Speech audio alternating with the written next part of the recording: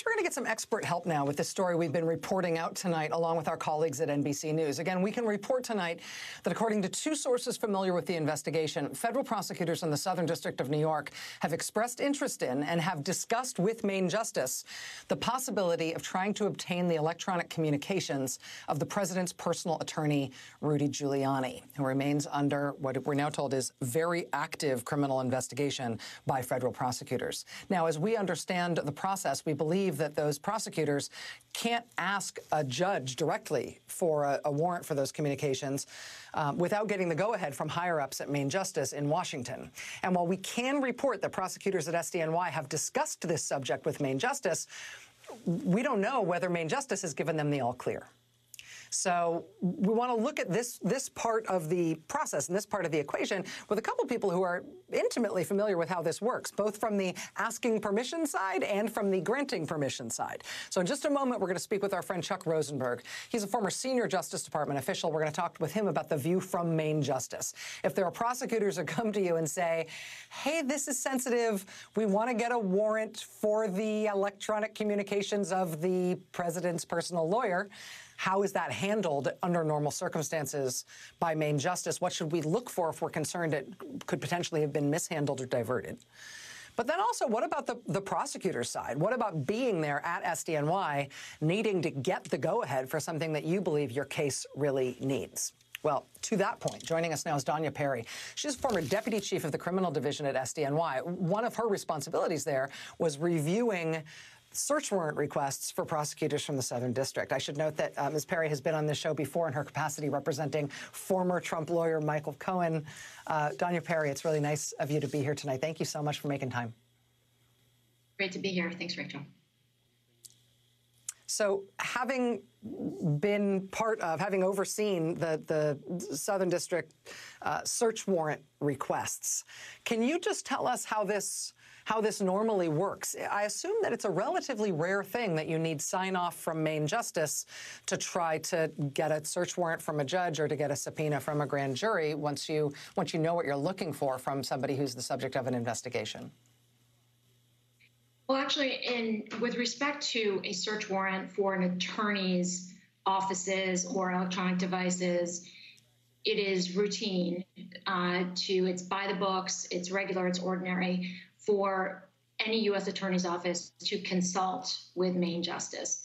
They are required in as much advance time as possible to discuss it with Maine Justice and to get essentially sign off.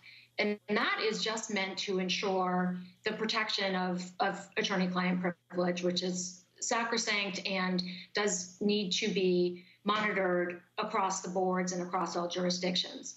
And so with respect to a search warrant for an attorney's property, consultation is required, as I said, with the criminal division. And in this case, surely it would go up to the level of attorney general.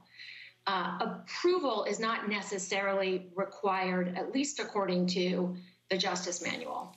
So just to back up for one moment, when I said that there's a routine by the books protocol, the book in this case is the Justice Manual, which applies to and governs the conduct of all prosecutors in all federal jurisdictions. And so under that Bible, the Justice Manual, every prosecutor is required to reach out and provide that notice and to make sure not that there's probable cause, not that there's reason to believe that the fruits or evidence or instrumentalities of a crime would be found on the property to be searched, but really to ensure that there's a filter team in place and that appropriate protections are put in place to safeguard the attorney-client and work product privileges. So that is what happens in every case. I saw that over 11 years at the Southern District of New York, where, as you mentioned, I served as a deputy chief of the criminal division overseeing this type of thing. I've also seen it on the defense side. As you mentioned, I represented Michael Cohen. I also represented Michael Avenatti, both of who had multiple search warrants executed and with appropriate filters in place, all of which was approved by, presumably, by Maine Justice. And Danya, if there is a disagreement between line prosecutors and Main Justice, not necessarily on the technical aspects of whether or not a filter team can be put in place and whether or not attorney-client privilege can be protected while still allowing prosecutors access to the materials that they're after, but if it's on a different basis, if it's this is too close to the election, or we don't like the case that you are pursuing here, or this is, something where we disagree with your theory of the case. If there is disagreement of that kind, how does that resolve? Does Main Justice always win? Well, again, that's not the purpose for these protocols.